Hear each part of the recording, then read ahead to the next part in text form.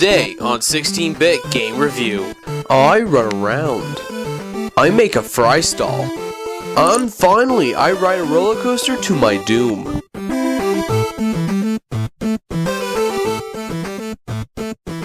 Hello and welcome. Now, simulator games like The Sims, SimCity, Civilization, and most importantly, Rollercoaster Tycoon were usually reserved for PCs due to various technical limitations.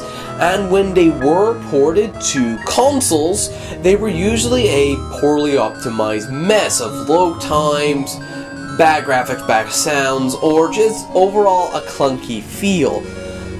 However, in the 6th generation of consoles, a lot of those technical hurdles were overcome, and we started seeing a slew of PC games that were typically on the PC being released for consoles.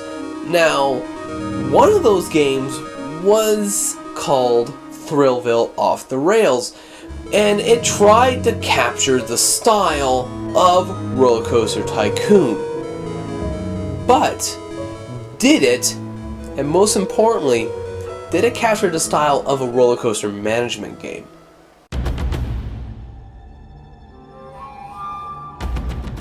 Thrillville is a theme park management game which was made back in 2006 by Frontier Developments, the same guys that made Rollercoaster Tycoon 3. That's why the roller coaster builder is pretty much exactly the same as the Rollercoaster Tycoon games. The game was received quite well, and Frontier decided to go and make a sequel game called Thrillville Off the Rails. Apart from a major graphical overhaul and additional 12 minigames, the only major difference between Thrillville and Thrillville Off the Rails is the fact that Thrillville Off the Rails is compatible with more systems. The DS, Wii, Xbox 360, and PC.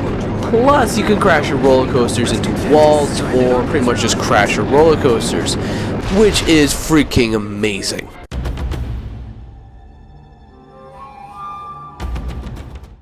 Not really. You see, in Rollercoaster Tycoon, you're given a giant area and are told, build whatever the hell you want to build. So if you want to make a giant roller coaster, you can build a giant roller coaster. If you want to put a bunch of food stalls in one little square and then have people go and eat there, go and do that. In Thrillville, you don't have that much freedom. You have the freedom to place food stalls, games, and carnival rides, but you're limited to 9 pads in each area which you can throw them in. And for roller coasters, you can build a massive roller coaster if you have the money for it, but you're limited to only making 6 roller coasters per park, and you have a total of 5 parks. So realistically, the sky is not the limit like it was in Rollercoaster Tycoon. As well, you're limited to what you can do with the scenery. An example that I used to love doing in Rollercoaster Tycoon is have a fry stall that has this ancient Egypt feel to it, with giant pillars to each sides and a pyramid behind it. It was some of the best things I could imagine doing with it. Whereas in Thrillville, you're limited to what the park already gives you, and you can't really work with it because it's very easy to have the scenery just disappear because you put your roller coaster or you put a stall behind it.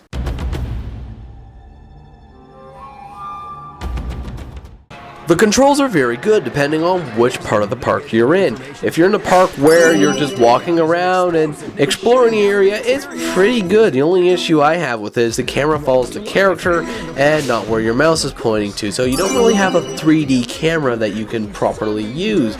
But everything else is okay. I mean, they don't utilize the mouse enough with the cameras, and I think that's just my biggest issue with it. And when you do utilize the mouse with the camera, like in the first person minigame, it's extremely good.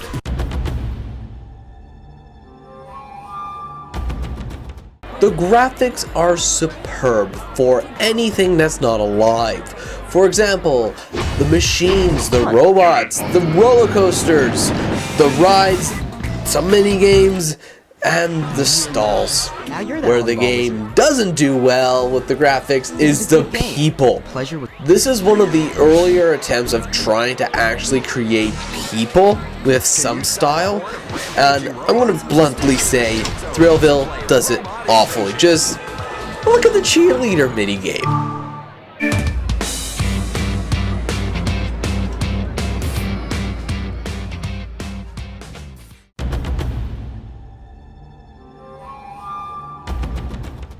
The minigames in Thrillville, which debatably are the main focus of Thrillville, are sort of okay. You can throw the games into two piles, the 2D and the 3D games.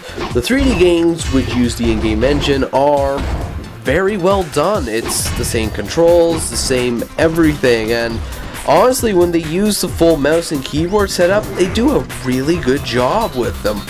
And when they don't, they still manage to pull off a pretty decent game. Whereas the 2D games felt like they were programmed by a man named Jeff, who was told he had 5 minutes to make the game and was only given an NES for inspiration. The end result was a pile of 2D games which ranged from mediocre to okay. A lot of the games suffer from the same issue of floaty or sluggish controls, and being the fact that this is supposed to be an amusement park and these are all supposed to be arcade games, that's not how they play. Arcade games are supposed to be snappy, fast action, and quick pace, not sluggish, slow, and I'm waiting for myself to get into position to shoot the only enemy that's left on screen.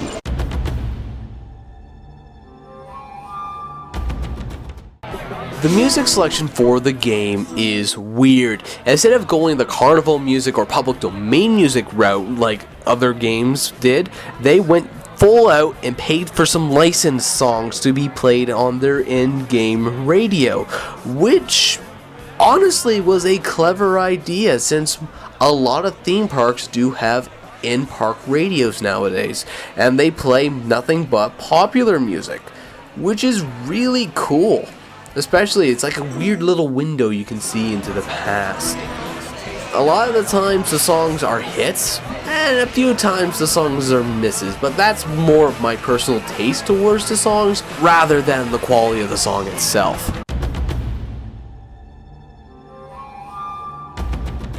Because it uses licensed music, and probably some of the best sound effects I've heard in a roller coaster video game, it creates this perfect snapshot of what it would be like going to a theme park in the year 2007, more around that time. Nothing but popular music on the radio, some quirky music here and there from some very unknown indie artists, and then that's it. And you have the sounds of roller coasters and screams and chatter and everything in the background. It creates this wonderful atmosphere of a time which has now passed, and it just does such a good job creating that you could be lost and you could be mistaken that this was 2007 again, which is absolutely fantastic for a video game to do this.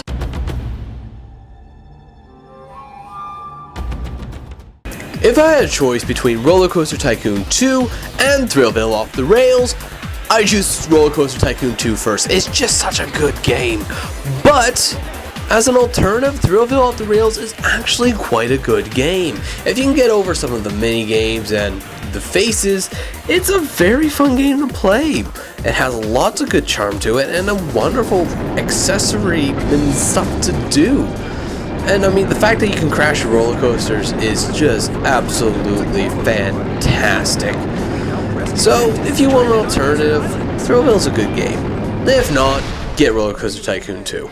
Anyways, thank you guys for watching. If you liked the video, please check out the annotations below for more videos or the cards. As well, please like or dislike the video if you liked or disliked my opinion, and give us a comment if you have anything you want to add. Also, check out all Facebook and Twitter because we do stuff there, and subscribe if you want to see more videos from us. Anyways, thank you for watching.